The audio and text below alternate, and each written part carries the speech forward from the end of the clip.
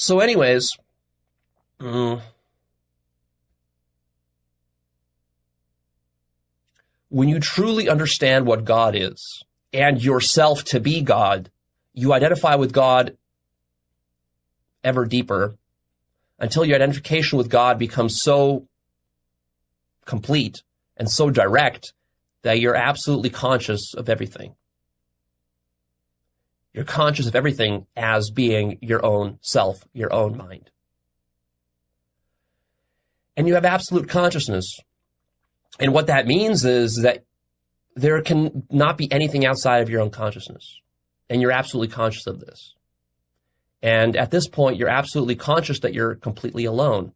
And the reason it has to be this way is because God's mind is absolutely one and it's completely sovereign, which means that everything has to be present within God's consciousness. There can't be anything outside of God's mind or outside of God's consciousness because God's mind is infinite. And because it's all-seeing and all self-knowing. It's a complete self-recognition. It's a complete self-understanding. And so when you realize that, you're too conscious for any sense of other to remain. So actually what a sense of other is it's something that God's mind, your mind, is constructing in order to create the illusion of something other than your own mind. So within God's mind, there can be partitions that you can trick yourself into believing are something other than you. Other minds. You paint subtle imagery in your mind of like, well, my mom has her own mind, my dad has her own mind, my dog has its own mind, there are aliens out there with their own minds, there are computers that are maybe conscious with their own minds, and so on. But what you're not conscious of is that you constructed all those minds within your own mind. And furthermore, you're in denial about that. You see? And so it takes an enormous degree of consciousness, way beyond a standard awakening, to become conscious of what other is. So it's actually relatively easy to awaken to the fact of no self, or even to recognize yourself as God. That's all easy stuff compared to the higher awakenings of becoming fully conscious of what other is and how you construct other.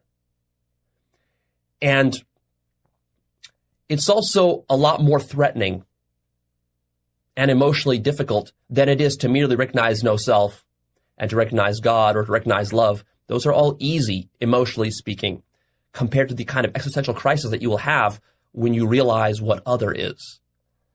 In other words, you're going to realize that other is just your own construction. And the reason that is so emotionally difficult is that you're going to be left completely alone. You are the only conscious thing in existence. There cannot be any other conscious being but you. That's what you are. There are not multiple conscious beings out there. There are not souls. There are not parallel lives that are being lived. There's not a past life and an afterlife. There's only your mind right now. Your mind right now, what you're seeing, hearing, feeling, tasting, smelling, thinking, imagining, that's all that exists. That's what existence is. Nothing more, nothing less, precisely that. You have 100% direct, absolute consciousness of existence. The mistake you're making is that you're imagining things that need to underpin this precise experience that you're having right now. You need to imagine things behind the scenes. You need to imagine your parents. You need to imagine animals. You need to imagine history. You need to imagine atoms, you need to imagine science, you need to imagine all of that stuff to explain the present moment. Otherwise, you'd have no explanation for the present moment. And so you keep dreaming that up. So that's what God is. God is an infinite mind that keeps dreaming up for itself an infinite chain of backstories to rationalize the present moment. And in this way, it creates a life for itself. It creates its dream. And outside of this dream, there's nothing and no one. And this mind is singular, and it's the only conscious thing that there is. And that mind is you. You are the only conscious thing that there is. And there will never be anything other than you forever. That's awakening. That's solipsism. Now, there's some common mistakes that come with the sort of mainstream notions of solipsism. The mainstream notions of solipsism don't include notions of God, typically, and love, and infinite consciousness, and some of these other things that I'm talking about. So really what I'm talking about here is I'm talking about absolute solipsism. Solipsism as an absolute.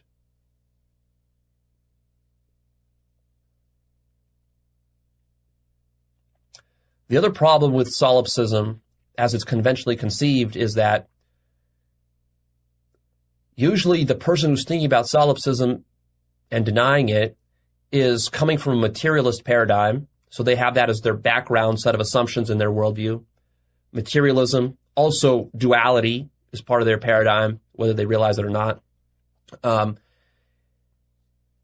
And also their ego mind is fully in control of that entire scheme. So they're thinking about solipsism from materialism, dualism, and their ego mind. And then so when I say that you are God, or that you are the only thing that exists, it's like the ego mind can take that idea and say, oh, okay, so I, as the ego mind, is the only thing that exists. Like my human self is the only thing that exists. But that's not what's being said. Your human self is part of the construction. But what is being said is that your visual field, this bubble of consciousness that you are experiencing right now, that's the only thing that there is. There's nothing outside of your bubble of consciousness. Of course, it's not just the visual field. This includes the physical, tactile sensations you have, the emotions. All of this is part of your field of consciousness. Smells, sounds, thoughts, images in your mind, mental imagery, all of that. And that's it. That's all that ever exists. That's all that ever has existed. That's all that ever will exist. And what's more, you can know this absolutely. So this is not a speculation. This is not something you sit around in an armchair theorizing about and trying to convince yourself of. This is something you awaken to and you become absolutely conscious of. So an awakening is required to become conscious of this. And not just any awakening, but profound degrees of awakening beyond what most awakened people have awoken to. So you got to go very deep on this, to the point where you're absolutely conscious of everything.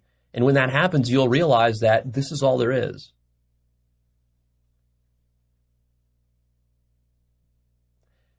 And that, of course, there can't be any other mind but your own, because your mind is absolute. And that is what reality is. That's what life is it's a dream dreamt up for an audience of one. There's only one audience. There's only one entity that needs to be fooled to construct reality. And that entity is you.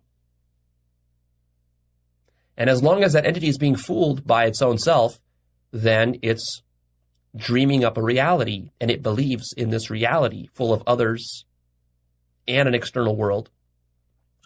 But as that entity awakens to its own self, it becomes conscious of how it's constructing all those others and the external world, and then it realizes that those were just dissociations of itself, split off portions of its own mind. That mind, this infinite mind, reintegrates those parts of itself until it becomes completely whole and absolute, sovereign, one. And then it realizes what it actually is. And what it is precisely what appears before it and nothing else. And it also recognizes that there are no other minds, but the one absolute mind that you are. So, that's reality. That's the self. That's awakening. That's solipsism. That's God. Now you say, but Leo, this is crazy and it's impossible. It can't possibly be true. What kind of sick, twisted God would create a world like this? Why? Why would reality be structured in this way? Why wouldn't there be a real reality? Why wouldn't there be a external world? Why wouldn't there be other minds? But if you think about it more deeply, why would there be? Actually, this design that I'm laying out for you, this is the most elegant and intelligent design. If you think about the question of how do you get reality at all? Where does reality come from? How is reality created? This is a very profound question that you should contemplate seriously. Most people don't contemplate it. Even most scientists and philosophers don't seriously contemplate it because they take for granted all sorts of different things as existing without realizing that they need to be created first. So how do you create anything at all from scratch? You think, well, you'd have to make some atoms first.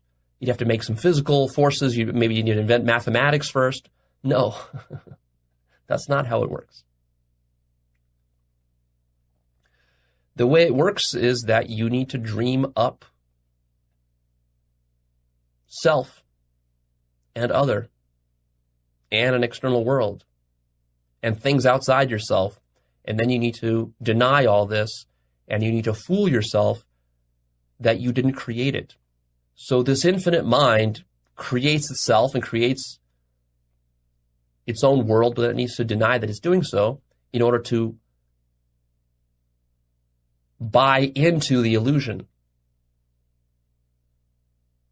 So the question is here, how do you create a sense of other? How does reality create a sense of other? Think about that. That's a profound existential question. You might say, well, Leo, a sense of other is like, one animal is born, that's one self, and another animal is born, that's another self, and they're other to each other. That's obvious. But it's not obvious because you're begging the question, you're taking for granted the notion of otherness. Even if you have multiple animals that are being born, who says they're not all the same self? Who says that they're other to each other? You see, you can't take that for granted. And science can't tell you what other is. There's no scientific instrument that you can point at an elephant and then at your own body. You point this little radar thing at an elephant and it says, oh, that's other. And then you point it at yourself and it says, that's self. And then you point one at your mom and it says, oh, that's other. Mom is other than self. And then you point one at something else and then you point one at your finger and it says, oh, that's self. You see, there's no such scientific instrument, nor could there ever be such a scientific instrument, because in fact, these are all completely relative distinctions and categories which don't actually exist. They're inventions of your own mind. And when you become really conscious, you realize that if such an instrument was invented and you pointed it, and it was a truthful instrument, you pointed at all the different objects in the world, what that instrument would read all the time is just self. Self, self, self, self, self, self. Everything you look at would come out self.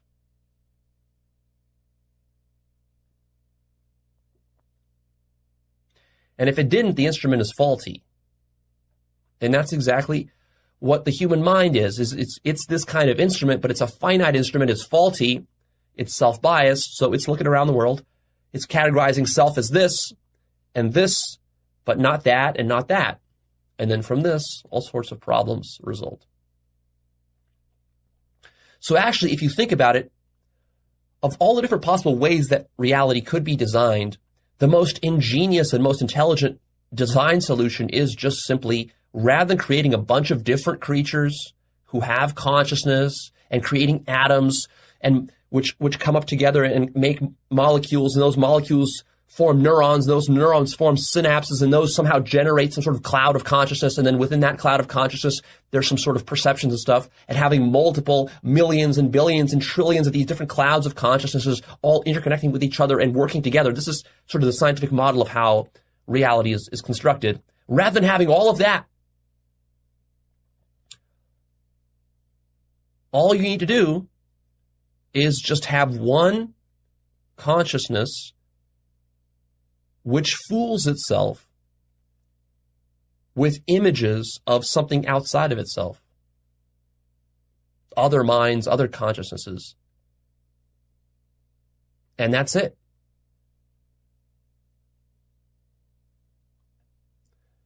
This is the most genius and the most beautiful design for reality possible. It's also the most efficient, because you don't need to construct a bunch of atoms, trillions and trillions and trillions of atoms and planets and stars and multiverses and different minds and different organisms and all of this. You don't need any of that. All you need is one mind that dreams up everything else. It's like a stage set for a camera. For one camera. There's only one camera, and if you position that camera just perfectly within the frame of the stage, then you don't need to render anything outside the frame. Like in a video game. In a video game, frame rate is a very important metric. And computer programmers have to optimize the shit out of video games to get them to run at 60 frames a second or 120 frames a second or whatever the latest fastest rate is to get the smoothest, best performance. And the way they do that is by culling every possible thing that doesn't need to be rendered in the scene and in the frame out. So the video game world doesn't exist anywhere. And all the characters in the video game, they don't exist anywhere. A video game is just the current frame that is being displayed. That's what a video game is. It's a current frame.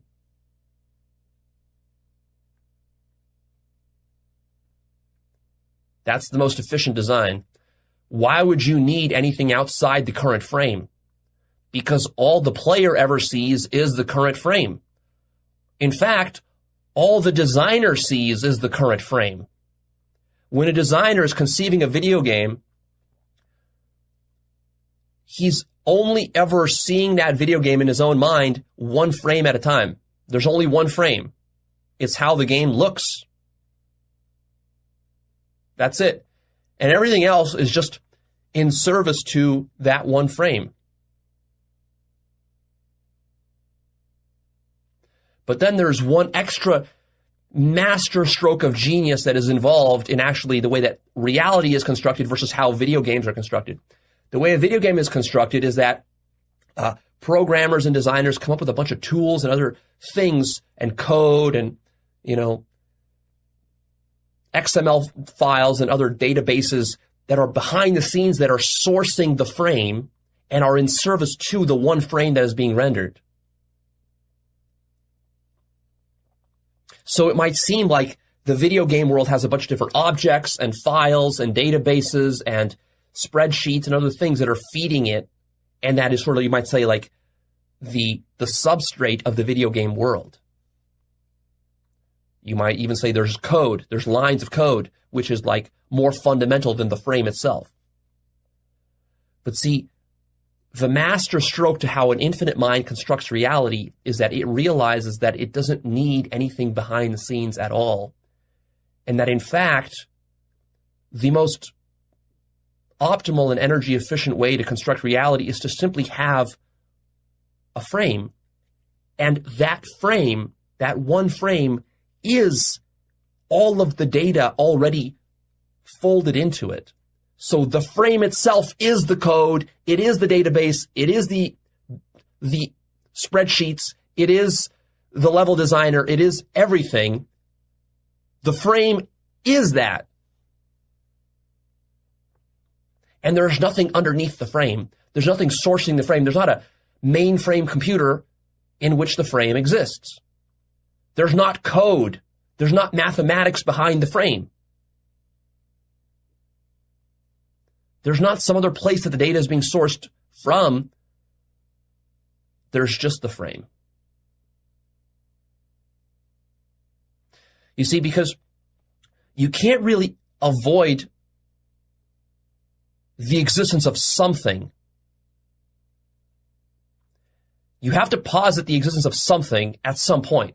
So if you say that the frame is not base reality, you say, well, the frame has some other more fundamental reality underneath it that's sourcing it. Okay, well, fine. Let's just say that. Let's say the frame is not the real thing. Let's go to the real thing then. Let's go to the source. The source then is what? Computer code or something like that, you'd say, or some database or some computer or some hardware, silicon chip or whatever. Okay, but then what's the reality of that thing? You see? You're just pushing the problem down one level, you see? And you might say, well, but the silicon chip, it's made of atoms or something, and you push it down one more level. You say, well, the silicon chip isn't really real. It's just a collection of atoms. It's just sort of like a epiphenomena of the actual atoms that are there. That's what's real. And then you say, okay, well, so then we have to take that atoms are actually real. That atoms are base reality. So you look at that and you say, well, okay, so what is the atom? So no matter how low you go, at some point you have to bite the bullet of there being something. There has to be being there. And that being has to be absolute. So this is what science doesn't recognize. So see, rather than having this chain of different base realities, one more real than the other, that each kind of buttress each other and support each other, rather than playing this never-ending game of chasing your tail, actually what an infinite mind does, it just says, why do I need that? It's just as hard for me to create, or rather, it's just as easy for me to create the top-level frame as it is to go through this chain of stuff and get to some rock-bottom thing like an atom and create an atom. See, what you have to recognize is that from the point of view of an infinite mind, of universal mind, there's no difference between creating an atom versus creating an elephant. They're both equally easy to create. If you can create an atom, you can create an elephant.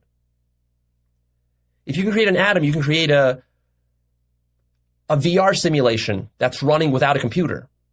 You see, there's no limits to what an infinite mind can construct or imagine. So why is it going to make itself go through all these hoops in order to create something? It doesn't need to go through all these hoops. It can just create whatever it wants directly. So if it wants to create a human life, it doesn't need to create atoms and then molecules, and then cells, and then neurons, and connect them into a brain. It doesn't need to do all that. It doesn't need to create a history. It doesn't need to create time or space. It doesn't need to create the Big Bang. It doesn't need to create an Earth that existed for 4 billion years with 4 billion years of evolution. It doesn't need to do all that. It can just imagine a human life, which is what it's doing right now, imagining this human life, and that's it. It needs nothing behind the scenes. It doesn't need evolution. It doesn't need physics. It doesn't need mathematics. It doesn't need anything. It can just imagine a human life. And then, in order to maintain that illusion of a human life, then it has to imagine and invent a chain of causations and stories. Evolution, history, biology, chemistry, physics, time, space, whatever. It has to do all that in order to justify this frame. And the reason it invents those things is because it itself is asking the question, where did I come from? You see? The only reason you have stuff like biology, chemistry, physics, time, space, history, evolution, all this, is because the mind that you are remember back to when you were born as a human, the mind that you are is started asking questions. Where did I come from? What is this? You look at your body and you ask, what is this? You looked at the room around you and said, what is this? Where am I? And then you started filling in the blanks. It's like, well, I'm in a house. You walked out of the room, you saw, oh, it's a house.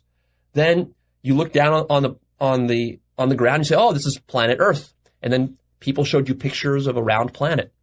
And then you ask, well, but where did I come from? And your parents told you, we gave birth to you at a hospital. And they maybe showed you some baby pictures. See, and this was filling in the blanks in your mind of where you came from. This is the backstory. You were constructing this backstory all along. And then you opened some biology books, and the biology books told you that your body's made of cells and atoms and so forth, and then you believe that. And then you opened some history books, and the history books told you that, before your parents were born, your grandparents, they were in World War II.